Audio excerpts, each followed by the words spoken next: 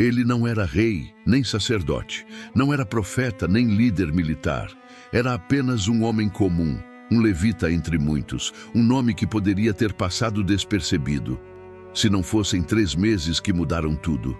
3 meses que reescreveram sua história, seu legado e seu lugar diante de Deus e dos homens. Essa é a história de Obed-Edom, o homem cuja casa se tornou morada da presença de Deus. Um homem que recebeu o que muitos temeram. E por causa da reverência no ordinário, foi honrado no extraordinário. Antes de mergulharmos nessa história de reverência, obediência e transformação, se inscreve no canal, ativa o sininho e deixa o seu like.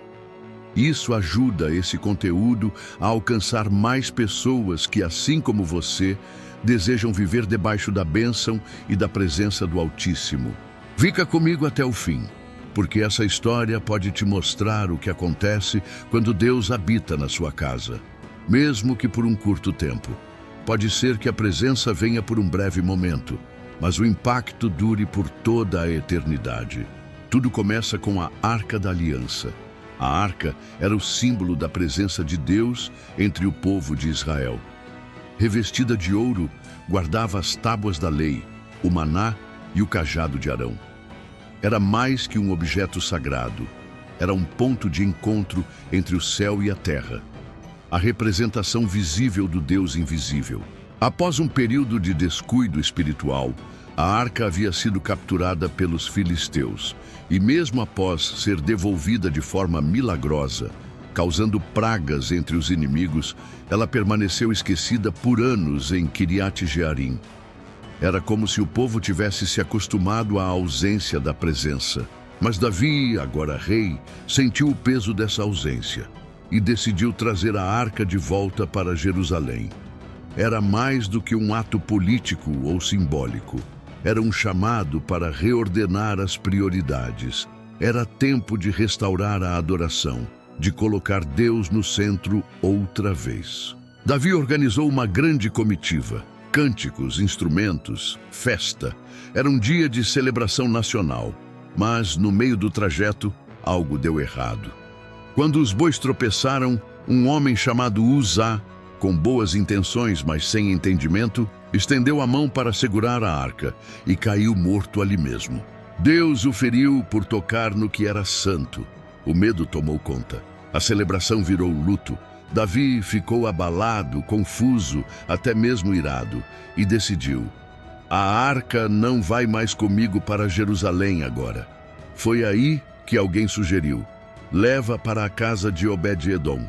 Imagine a cena. Você está em casa e batem na sua porta com um objeto sagrado que acabou de tirar a vida de alguém. Você não é rei, nem sumo sacerdote. Não tem fama, nem posição. Apenas um levita, com uma casa comum. O que você faria? Obed-Edom não recuou. Ele abriu sua casa, preparou um lugar, ajustou a rotina, mudou o ambiente. Tudo se alinhou para receber a presença. E por 3 meses a arca habitou ali. 3 meses que mudaram tudo. A Bíblia diz: e o Senhor abençoou a casa de Obed-Edom e tudo o que ele possuía. 1 Crônicas 13:14. 3 meses foram suficientes para que a transformação fosse visível. Tudo prosperava, a paz reinava, a alegria era notória. Não era coincidência, era consequência da presença. A notícia chegou até Davi. A casa de Obed-Edom foi abençoada por causa da arca do Senhor. Então Davi percebeu: o problema não era a presença, era a maneira como se tratava a presença. Era tempo de trazer a arca, sim, mas com reverência, com instrução, com santidade, com honra. Mas a história de Obed-Edom não termina ali. Ele não quis apenas ter a presença por 3 meses. Ele se tornou um servidor permanente na casa de Deus. Em 1 Crônicas 15, ele aparece entre os levitas que conduzem a arca com cânticos. Mais tarde, é listado como porteiro do templo. Depois, como músico. Depois, como supervisor de tesouros. Ele passou a servir com excelência, com reverência, com entrega, não por obrigação, mas por amor à presença que mudou sua história. De alguém comum, passou a ser parte ativa da adoração. Aquele que hospedou a presença se tornou alguém que nunca mais quis viver longe dela. Obed-Edom entendeu. A presença de Deus não era um evento, era um estilo de vida. Era o centro de tudo, e ele moldou sua vocação em torno disso. O que chama a atenção é que mesmo depois de a arca ser levada para Jerusalém, o nome de Obed-Edom continua aparecendo. Ele não voltou à vida anterior. Ele foi atrás da presença, ele seguiu servindo, ele se ofereceu para continuar próximo daquilo que um dia habitou sua casa. Ele estava tão marcado pela glória que já não conseguia viver longe dela. E isso nos ensina algo profundo. Quem já provou da presença de Deus nunca mais se contenta com o comum. E o que essa história nos ensina hoje? Que a presença de Deus transforma ambientes. Que não importa quão comum você se ache, se você abrir espaço para o sagrado, o extraordinário acontece. Que não importa o tamanho da sua casa, o endereço ou a sua posição social, Deus abençoa onde encontra reverência. Obed-Edom não tinha destaque antes, mas depois que a presença entrou, sua casa foi abençoada, sua história foi mudada, seu nome entrou para a eternidade. Talvez hoje Deus esteja à porta, desejando entrar, desejando que sua casa seja um lugar onde Ele possa habitar. Não só por 3 meses, mas todos os dias. Prepare um lugar, ajuste a rotina, alinhe sua vida para receber a presença. Comente aqui embaixo: Senhor, habita na minha casa. Curte esse vídeo, compartilhe com alguém que precisa lembrar que a presença muda tudo.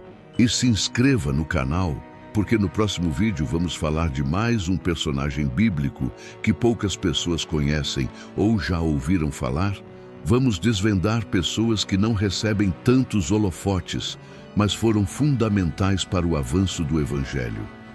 E não deixe de assistir aos últimos vídeos, que sem dúvidas vai alimentar a sua fé, pois a fé vem pelo ouvir e ouvir a palavra de Deus.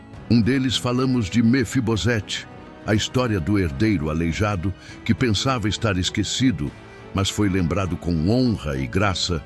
Deus viu ele em Lode-bar. Daniel, o jovem fiel que enfrentou leões e saiu ileso porque orou, foi fiel e confiou em Deus acima de tudo. E Deus olhou para ele. Muito obrigado por assistir até aqui. Que Deus transforme sua casa em lugar de paz. Abençoe seus filhos, marido, esposa, pais e todos que estão ao seu redor. Que onde havia morte, venha vida. Que o que era comum se torne sagrado. Que você se torne não apenas alguém que recebeu a presença, mas alguém que nunca mais quis viver sem ela.